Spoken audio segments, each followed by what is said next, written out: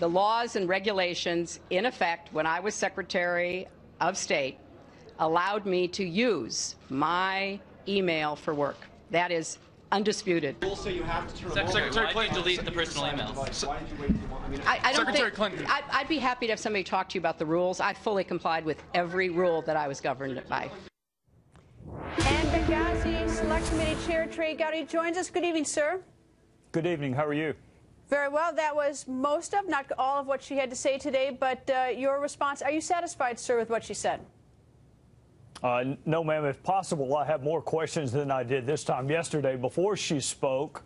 Yeah, we'll take them in the order in which she gave them to us, Greta. I don't know how the president's able to function if convenience is the reason that she used one phone. I mean, the president's the busiest person in the world, and he manages to preserve all of his emails, and I don't think he has his own server, and Condi Rice didn't have her own server, and I don't think Madeleine Albright had her own server. So the convenience thing, if she wants somebody to show her how to put 2 email accounts on one phone, I am happy to do it, because even I managed to figure out how to do that, and I have 2 calendars on one phone. So that's not tough.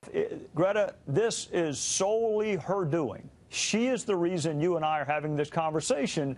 We cannot simply take her word that whoever we is, she said we went through and separated the public from the private. Who is we? Who gets to make that determination? The best thing to do.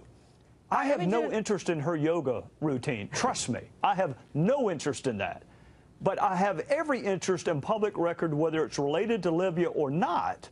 And I have no interest in her personal attorney determining what is a public record and what is not a public record. That should be done by a neutral, detached person. All right, let me ask you a couple quick questions just so we can get this straight out, just as a post-mortem on this. There's no allegation she violated the law, is that right? I am not an expert in any area of the law, and certainly not in the Federal Records Act, so I would not be the person to ask. All right. What do you intend to do in light of her statement today? What's your plan tonight? Well, Greta, we don't have any choice. We're going to have to talk to her about the email arrangement, the server, the security.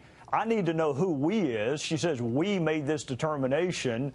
If I heard her correctly, she's destroyed the emails that she deemed personal.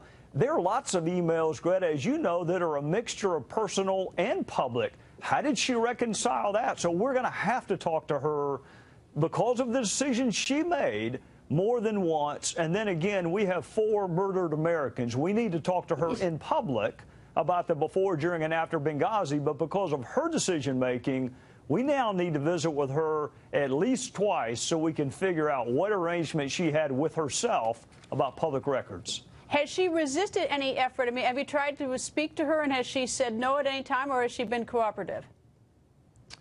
Well, I mean, she was cooperative up to a point, just like the State Department was cooperative. They were really cooperative, except they never told us that this arrangement existed, and they never told us that they didn't have her emails. So there's a difference between being cooperative and being truthful. The State Department talked to us all we wanted to talk to. They just never got around to telling us the truth. Most of our communication has been between our counsel, General Dana Chipman, and her counsel, David Kendall. All right. Are you suggesting she was untruthful, or the State Department's been untruthful? I just want to make sure that No.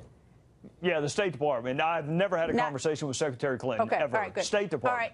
In terms of an independent third person, she didn't answer that question that was asked for her. When I don't think, at least when listening to that interview, who would you recommend? What kind of person are you looking for to sort of independently go through the emails to see whether or not they're private or personal? Who would be someone that you would look to do? Someone who just solely calls balls and strikes, a retired federal judge, a retired archivist, an inspector general, a woman or a man with no political ideation whatsoever, just someone that we can all say, you know what, that is a trustworthy person to determine if this is really about yoga. I have no interest in seeing it, or the bridesmaids' dresses, or the wedding cake. I don't care about that. But if it's a public record, you should have access to it. I should have access to it. And Greta, she doesn't get to make that call. We don't grade our own papers in life. We don't call fouls on ourselves in the NBA. We don't call holding on ourselves in football. She doesn't get to make that call. Mr. Chairman, nice to talk to you, sir. Thank you very much. Yes, ma'am. Thank you.